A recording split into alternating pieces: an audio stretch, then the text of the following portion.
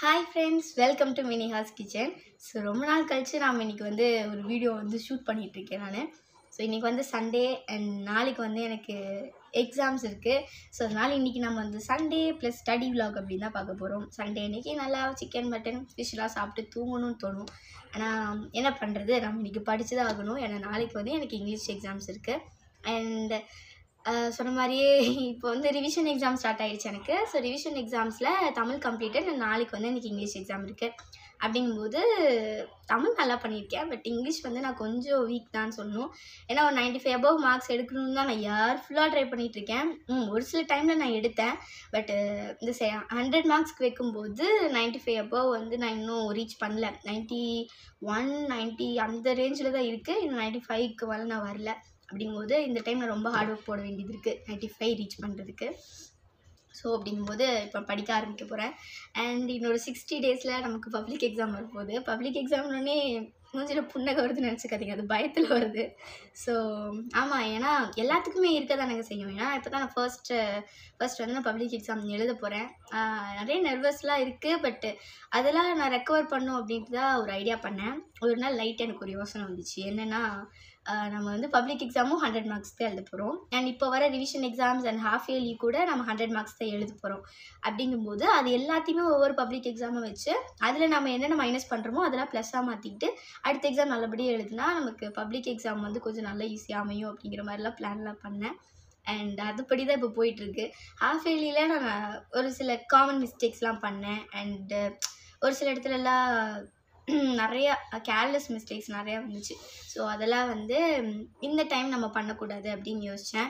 And தமிழில் நான் போன டைம் பண்ண மிஸ்டேக்ஸ் எல்லாத்தையும் கரெக்ட் பண்ணி இப்போ நான் ஃபஸ்ட் ரிவிஷனில் ரெக்கவர் பண்ணி நான் கரெக்டாக எழுதியிருக்கேன். அண்ட் 90 அபவ் மார்க்ஸ் நம்ம எதிர்பார்க்கலாம் தமிழில். அண்ட் இப்போ இங்கிலீஷில் நான் என்ன போன டைம் மிஸ்டேக் பண்ணணும் அதை இந்த டைம் நான் பண்ணக்கூடாது அப்படின்னு ஒரு மோட்டிவில் இப்போ நான் படிக்க போகிறேன்.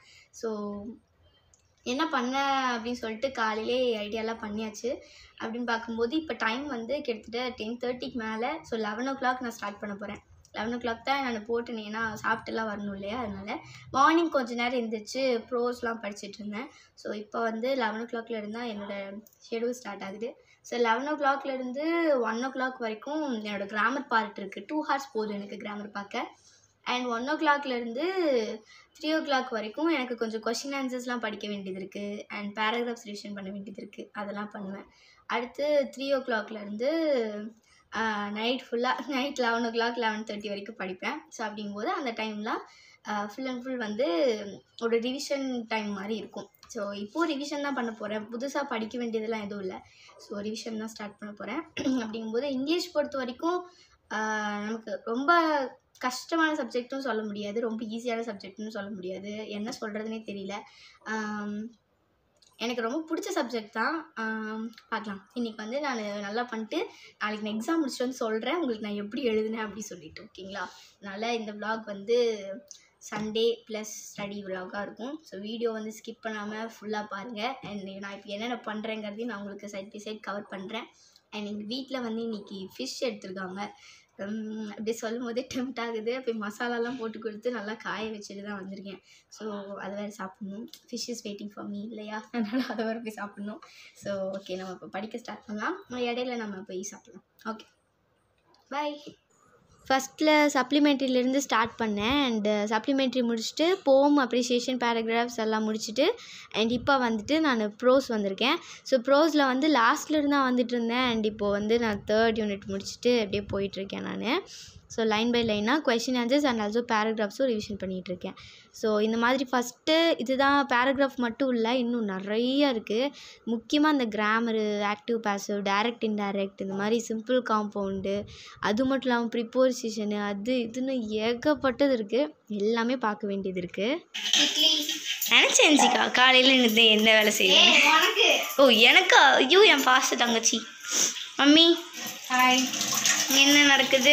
மீன் குழம்பு நடக்குதா? மீன் போட்டாச்சா? இட்லி மம்மி சுட்டாங்க. எங்கள் பாட்டி பார்த்துக்கோங்க ஹெல்ப் பண்ணுறாங்க. அங்கே பார்த்தீங்களா ஒரு மெயின் ஐட்டம் காமிக்கிறேன் வாங்க. இதுதான் இன்றைக்கி ஸ்பெஷல் ஐட்டமே. இன்றைக்கி ஒரு அதிசயம் நடக்க போகுது. எங்கள் அப்பா மீன் பொரிச்சு தர போகிறாரு. இது பார்த்துக்கோங்க. ஒரு காஃபி கேட்டால் வச்சு தர மாட்டார். அதிசயமாக இன்னைக்கு கிச்சனுக்குள்ளே வந்து ஃபிஷ் ஃப்ரை பண்ணுறாராம். இதற்கு காரணம்லாம் வந்து இன்ஃபர்மேஷன் சேனல்ஸ் தான். அவங்களுக்கு தான் முதல்ல நன்றி சொல்லணும்.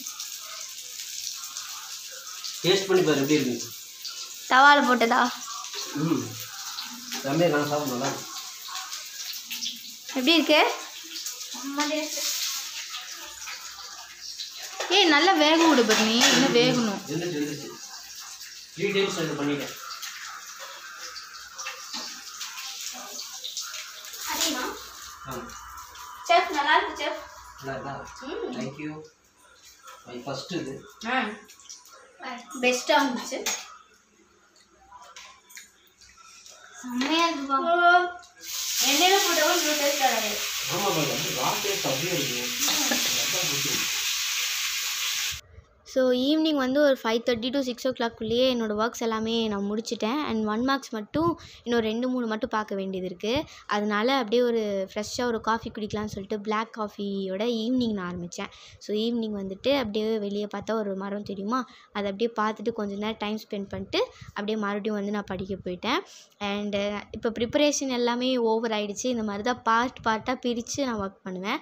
எக்ஸாம் முடிச்சுட்டு வந்து உங்களை பார்க்குறேன். Hello, it's Monday night. ஆக்சுவலாக வந்து என்னோடய இங்கிலீஷ் எக்ஸாம்ஸ் வந்து இன்றைக்கி கம்ப்ளீட் ஆகிடுச்சு. அண்ட் என் மூஞ்சியில் இருக்க பளிச்சுன்னு இருக்கிறது பார்த்தே நீங்கள் கண்டுபிடிச்சிருப்பீங்க. நான் நல்லா தான் எழுதியிருக்கேன் இங்கிலீஷ் எக்ஸாம். 95 marks நான் எடுக்கணும்னு எய்ம் பண்ணிட்டு போனேன். பட் எனக்கு அந்த 8 markல ஜென்ரல் காம்ப்ரிஹென்ஷன் இருக்கும் பார்த்தீங்களா, அதில் வந்து ஒரு 2 சில்லி மிஸ்டேக்ஸ் பண்ணனால 95 வர்றது இட்ஸ் ரேர்ன்னு தான் சொல்லணும். வருமா இல்லையாங்கிறது சஸ்பென்ஸ் தான். பட் 90 above கன்ஃபார்மாக வருங்கிற ஒரு நம்பிக்கையில் இருக்கேன். ஸோ பார்க்கலாம். அண்ட் 1 marks எல்லாமே கரெக்டு. அண்ட் எப்பவும் போல் இந்த டைமும் ட்விஸ்ட் வச்சு தான் கேட்டிருந்தாங்க. போன டைம் வந்து நான் 91 தான் ஸ்கோர் பண்ணியிருந்தேன் ஹாஃப் இயர்லியில். ஸோ எனக்கு இந்த டைம் அதை விட ஒரு அட்லீஸ்ட் 1 mark அது எச்சா இருக்கணும்னு நினச்சேன். அண்ட் நான் போன டைம் 1 marks நிறைய மிஸ்டேக்ஸ் பண்ணியிருந்தேன். ஜென்ரல் எல்லாத்துலேயும் சில்லி மிஸ்டேக்ஸ் நிறையா இருந்துச்சு. அண்ட் இப்போ அதெல்லாம் கம்ப்ளீட்டாக ஓரளவுக்கு கரெக்டாக எழுதியிருக்கேன்னு நினைக்கிறேன். ஒரு ஹாப்பியஸ்ட் நியூஸ் என்னென்னா, எக்ஸாம் முடிச்சுட்டு வந்து சாப்பிட கூட இல்லை, டப்படப்படப்படப்பட இந்த புக்கெல்லாம் திருப்பி பார்த்தப்போ எல்லா 1 marksம் கரெக்டாக இருந்தது. ரொம்ப ஹாப்பியாக இருந்துச்சு இன்னைக்கு. அதுவும் இல்லாமல் இது வரைக்கும் எப்படியாவது 1 or 2 வந்து மிஸ்டேக் ஆகிடும். போன எக்ஸாமில் வந்து ஒரே ஒரு 1 mark மட்டும், ஒரே ஒரு 1 mark போயிடுச்சு. ஸோ அந்த மாதிரி எனக்கு ஃபுல் மார்க் எடுக்கணுங்கிறது எனக்கு ரொம்ப நாள் ஆசை. இந்த டைம் வந்து அதை நான் சக்சீட் பண்ணியிருக்கேன். I'm so happy. And I did my English exam good. And I want to do good in my maths exam also. And tomorrow is a maths revision. So sums எல்லாம் work out பண்ணி பார்க்குறது தான் நாளைக்கு வேலை. But 1 dayல நான் 8 chapters முடிச்சாகணும். எனக்கு நல்லாவே தெரியும் மேக்ஸ் எக்ஸாம் கண்டிப்பாக டஃப்பாக தான் வரும்னு.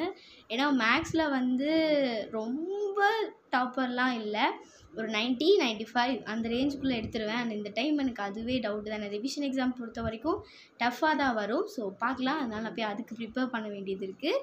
ஓகே, இந்த வீடியோ நான் இதோட கம்ப்ளீட் பண்ணிக்கிறேன். ஸோ இங்கிலீஷ் வந்து நல்லா பண்ணியிருக்கேன். அண்ட் மேக்ஸ், சயின்ஸ், சோஷியலும் நான் நல்லா பண்ண வேண்டியது இருக்குது. டன். ஸோ அவ்வளோதான். ஸோ பார்க்கலாம். ரிசல்ட்டுக்கு அப்புறம் நான் எவ்வளோ மார்க்ஸ்லாம் எடுத்திருக்கேன்னு உங்களுக்கு நான் சொல்கிறேன். இந்த வீடியோ இதோட ஃபினிஷ் ஆகுது. இந்த வீடியோ உங்களுக்கு பிடிச்சிருந்ததுன்னா நம்ம சேனலை மறக்காமல் சப்ஸ்கிரைப் பண்ணுங்கள். கூடவே பெல் ஐகான் இருக்கும், அதையும் ப்ரெஸ் பண்ணிக்கோங்க. லைக் பண்ணுங்கள், ஷேர் பண்ணுங்கள், அண்ட் நிறைய கமெண்ட் பண்ணுங்கள். இன்னொரு இன்ட்ரெஸ்டிங்கான சூப்பரான ஒரு வீடியோவில் மீட் பண்ணலாம். அது வரைக்கும் பாய்.